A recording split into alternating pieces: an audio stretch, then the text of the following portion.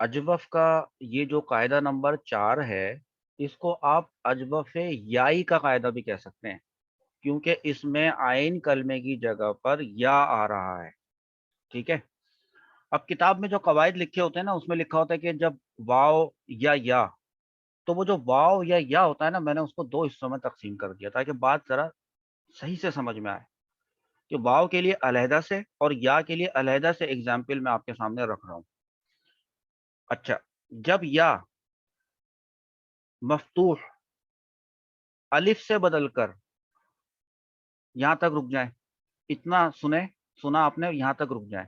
بھائی وہ کون سی بات ایسی ہوتی ہے، کون سی سچویشن ایسی ہوتی ہے کہ جب یا ہوتا ہے وہ مفتوح ہوتا ہے، وہ الف سے بدل جاتا ہے؟ تو آپ کو وہ قاعدہ یاد آئے گا کہ یہ جیسے یہ بیانہ لکھا ہے نا، تو یہ یا جو ہے یہ مفتوح ہے، متحرک ہے. ایک قاعدہ یہ کہتا تھا کہ اس کا ما قبل جو ہے اگر مفتوح ہو تو اس یا کو الف سے بدلنا واجب ہے. ٹھیک ہے. تو اس یا کو الف سے جب یہاں پر ہم نے بدلا تو یہ بن گیا با. ٹھیک ہے. یا ختم، اس کی جگہ پہ الف آ گیا. اتنی بات پوری ہوئی ہے ابھی، صرف اتنی بات. دوبارہ دیکھیں، جب یا مفتوح الف سے بدل کر اجتماع ساکنین کی وجہ سے، اس کا مطلب یہ ہے کہ جب یا مفتوح الف سے بدلا جائے گا کسی قاعدے کے تحت تو ایک چیز ہو جائے گی اور وہ ہوگی اجتماع ساکنین. ٹھیک ہے. یہ آپ نے دیکھ لیا.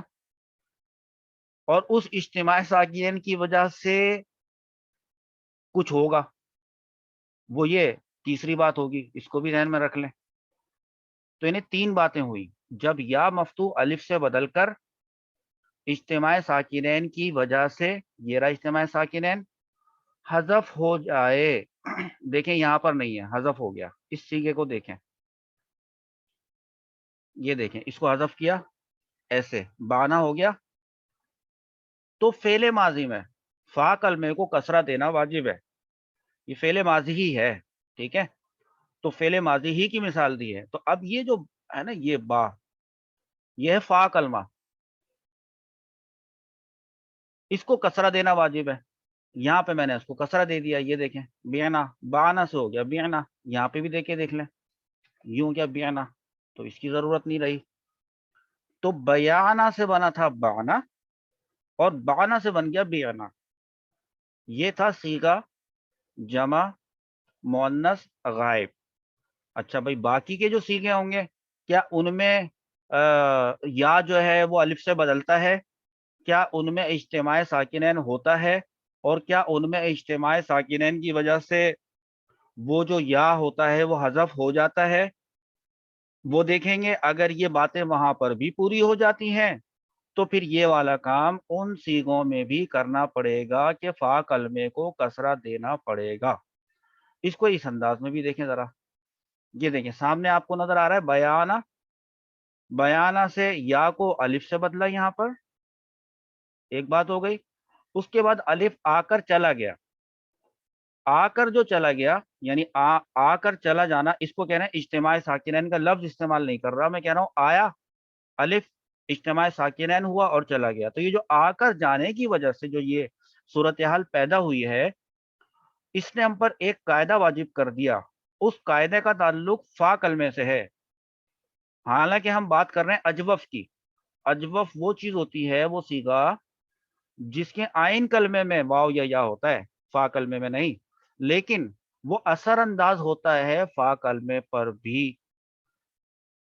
اس نے اس کو کسرہ دے دیا ہے. اور رہی بات باقی کے گردانوں کی، وہ گردانے آپ یہاں سے دیکھیے. دیکھیں،